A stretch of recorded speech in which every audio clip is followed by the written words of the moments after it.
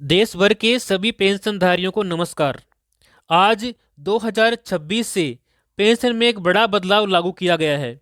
सरकार ने ये साफ कर दिया है कि किन लोगों की पेंशन बंद होने वाली है। जी हाँ साथियों, ऐसी तीन कैटेगरी के लोग हैं जिनकी पेंशन अब सदैव के लिए बंद कर दी जाएगी, उन्हें पेंशन नहीं दी जाएगी। और इसके अलावा पेंशन में बढ़ोतरी भी की गई है। कितनी बढ़ोतरी की गई है वह भी अभी आगे अपने इस वीडियो में जानने वाले हैं। तो यदि आपके घर में भी वृद्धा, विधवा, विकलांग इनमें से किसी भी प्रकार की कैटेगरी के पेंशन लेने वाले हैं तो आपको ये वीडियो अंत तक जरूर देखना चाहिए, ताकि आप भी अपने पेंशन समय पर ले सकें और अपने पेंशन को बंद होने से रोक सकें। तो आइए जानते हैं। देखिए, जनवरी 2026 से पेंशन योजनाओं में नए नियम लागू हो चुके हैं और इन्हीं नियमों के आधार पर अब आपको आगे पेंशन मिलने वाली है या फिर आपकी पेंशन रुकेगी, ये अपना जानने वाले हैं। देखिए, बकाया पेंशन भी इन्हीं नियमों से आपको मिलने वाली है। जो पिछले आपके 1 या 2 3 महीने से पेंशन रुकी हुई है वो पेंशन भी आपको इन्हीं नियमों के आधार पर आगे मिलेगी। जो नहीं समझेगा वही सबसे अधिक नुकसान में रहेगा।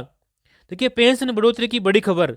देश भर में पेंशन राशि को लेकर के चर्चा तेज हो गई है। महंगाई को देखते हुए दबाव बढ़ा और सरकार के स्तर पर प्रस्ताव पर विचार किया जा रहा है।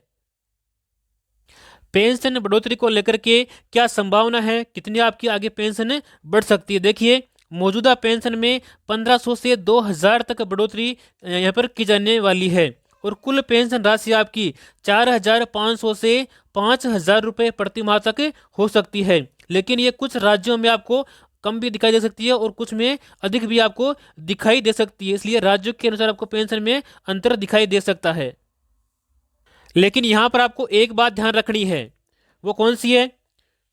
बढ़ी हुई पेंशन सिर्फ उन्हीं को मिलने वाली है जिनका रिकॉर्ड सही है। पेंशन बकाया उन्हीं को मिलेगी जिनकी पेंशन सत्यापन के कारण रुकी थी, जिनका सत्यापन नहीं हुआ था।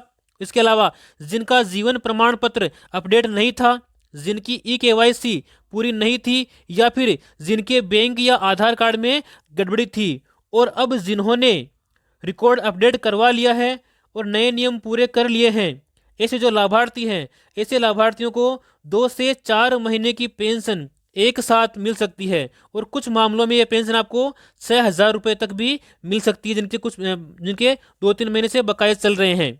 साथ ही सबसे खतरनाक बात देखिए, पेंशन बंद होने का खतरा। पहले ही लाखों लोगों की पेंशन रोकी जा चुकी है।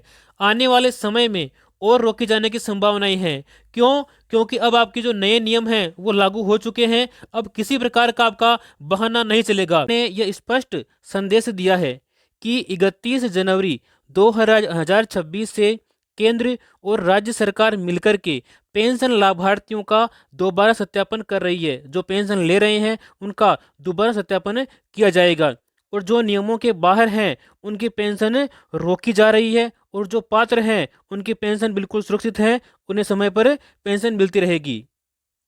क्यों हो रही है इतनी सख्त जांच? तो सवाल उठता है कि इतने साल बाद अचानक यह सब क्यों हो रहा है, इतनी जांच क्यों कर रही है सरकार? तो देखिए, इसकी वजह बिल्कुल साफ है। वजह क्या है कि जो गलत लोग पेंशन ले रहे थे और फर्जी दस्तावेजों का खेल, और साथ ही पात्र लोग वंचित रह जाते हैं, इसी के लिए सरकार इतना बड़ा जो है ये कदम उठाने जा रही है। अब सरकार चाहती है कि सही व्यक्ति को सही हक मिले और गलत को बाहर किया जाए। तो ये सरकार ने एक अच्छी पहल की है। साथ ही देश भर की स्थिति देखिए, कई राज्यों में 20% से ज़्यादा लाभार्थियों का सत्यापन अधूरा है और लाखों खातों में किस्तें रोकी गई है। यह संख्या आगे और भी बढ़ सकती है। अगर नियम उनके पूरे नहीं किए गए तो लगभग 40 से 50% लोगों की पेंशन रुक सकती है। लेकिन आपको चिंता नहीं करनी है। अब ध्यान से समझिए, किन 3 लोगों की पेंशन बंद होगी। देखिए, एक नंबर पे है विधवा पेंशन। सबसे ज्यादा कार्रवाई यहीं पर की गई है। सरकार का नियम बिल्कुल साफ है। पति की मृत्यु के बाद जब तक महिला अविवाहित रहती है वह पेंशन प्राप्त करने की हकदार है, लेकिन जैसे ही दोबारा उसकी शादी होगी तो पेंशन उसकी समाप्त कर दी जाएगी। तो ये सबसे बड़ा नियम सरकार ने बनाया है।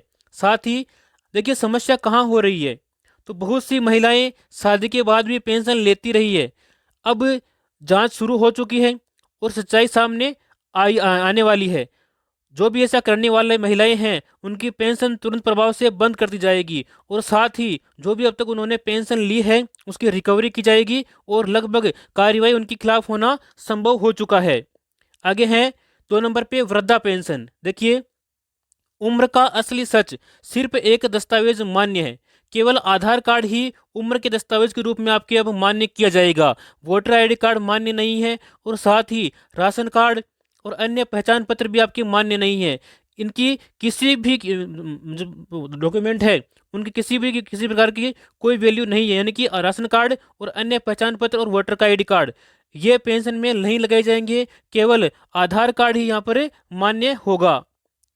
बात करते हैं उम्र की शर्त को लेकर के। देखिए, 60 वर्ष या उससे अधिक जरूरी उम्र होना अनिवार्य है। जिसकी भी उम्र 59 या 58 वर्ष से कम है उनको पेंशन नहीं दी जाएगी, उनकी पेंशन चालू नहीं हो पाएगी, बंद हो जाएगी। फर्जी उम्र वालों पर कार्रवाई। कई लोग आधार में 55 वर्ष और वोटर में 70 वर्ष करके पेंशन चालू करते हैं, लेकिन अब जांच में सीधे वो बाहर हो जाएंगे और उनकी पेंशन रोक दी जाएगी। 3 नंबर पे है दिव्यांग पेंशन। अब सख्त मेडिकल जांच, कम से कम 40% अनिवार्यता दिव्यांग होना जरूरी है। जो 40% दिव्यांग है उन्हीं की पेंशन चालू रहेगी। सरकारी मेडिकल बोर्ड का प्रमाण पत्र इसके लिए जरूरी कर दिया गया है। अब देखिए, कौन नहीं आएगा दिव्यांगता में, कौन ऐसे व्यक्ति हैं जो दिव्यांगता की श्रेणी से बाहर होने वाले हैं। देखिए, हल्की उंगली इसकी टेढ़ी हो, या फिर मामूली चोट, अस्थायी बीमारी और आंखों की मामूली कमजोरी जिनके भी हैं वो अब दिव्यांग नहीं माने जाएंगे। दिव्यांगता की कैटेगरी से उनको बाहर कर दिया गया है। सबसे बड़ी कार्यवाही उनके ऊपर यह की गई है कि जो ऐसे लोग नौकरी करते हुए भी दिव्यांग पेंशन लेने पर पकड़े जाते हैं तो उनके खिलाफ जुर्माना भी होगा, और साथ ही उनकी जो पेंशन है वो स्थायी रूप से बंद कर दी जाएगी। अब बात करेंगे जिनके डॉक्यूमेंट सारे सही है लेकिन फिर भी उनकी पेंशन बंद हो चुकी है, तो वो पेंशन अपनी दोबारा शुरू कैसे करवा सकते हैं। देखिए, दोबारा शुरू कराने की प्रक्रिया, यदि किसी पेंशन का सत्यापन नहीं हुआ है और उसकी सामाजिक सुरक्षा पेंशन बंद कर दी गई है तो घबराने की आपको कोई भी आवश्यकता नहीं है। आप दोबारा अपनी पेंशन शुरू कर सकते हैं। पेंशन दोबारा शुरू करने के लिए आधिकारिक वेबसाइट है गवर्नमेंट की, ssp.rajasthan.gov.in। इसके ऊपर जाकर आप फिर से अपना आवेदन कर सकते हैं आधार कार्ड के माध्यम से, और अपनी पेंशन को दोबारा फिर से शुरू कर सकते हैं। फिर से शुरू कैसे होगी, यदि किसी पेंशनर का वेरिफिकेशन नहीं हुआ है तो पेंशनर को उपखंड अधिकारी जिसको अपन एसडीओ बोलते हैं, या फिर विकास अधिकारी जिसको अपन बीडीओ बोलते हैं, उसके सामने स्वयं को उपस्थित होना होगा, और उपस्थित होने के बाद आपको वहां पर पेंशन का सत्यापन करवाना होगा।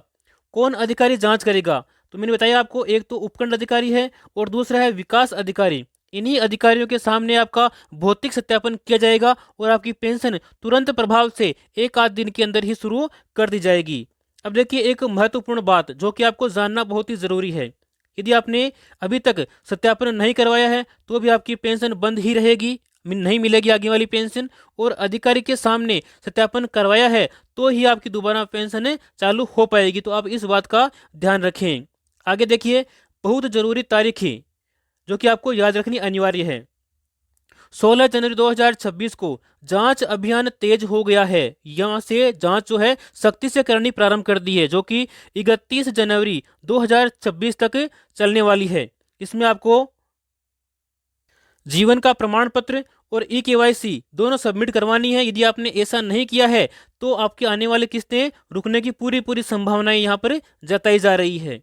बैंक और डीबीटी की सबसे बड़ी गलती, देखिए, अधिकतर लोग यही फंसते हैं आकर के, यही गलती करते हैं कि उनका जो आधार है वो बैंक लिंक नहीं होता है, तो ये आपको बैंक से लिंक कराना जरूरी है, और उसमें डीबीटी एक्टिव भी जरूरी है। आप बैंक अधिकारी को जाकर बोलें कि हमारा ये जो अकाउंट है इसमें आप डीबीटी को चालू कर दें, डीबीटी को अनेबल कर दें, ताकि आपको समय पर सरकार की योजनाओं के जो लाभ मिलते हैं उनके पैसे आपके खाते में मिलते रहें। साथ ही नाम की जो स्पेलिंग है वो आपकी अलग है तो उसको भी आप सुधरवा लें, और जन्म तिथि अलग है तो भी आपका पैसा रुक सकता है। तो आप इन सब बातों का ध्यान रखें, इनको चेक करें, तभी आप आवेदन इसमें करें।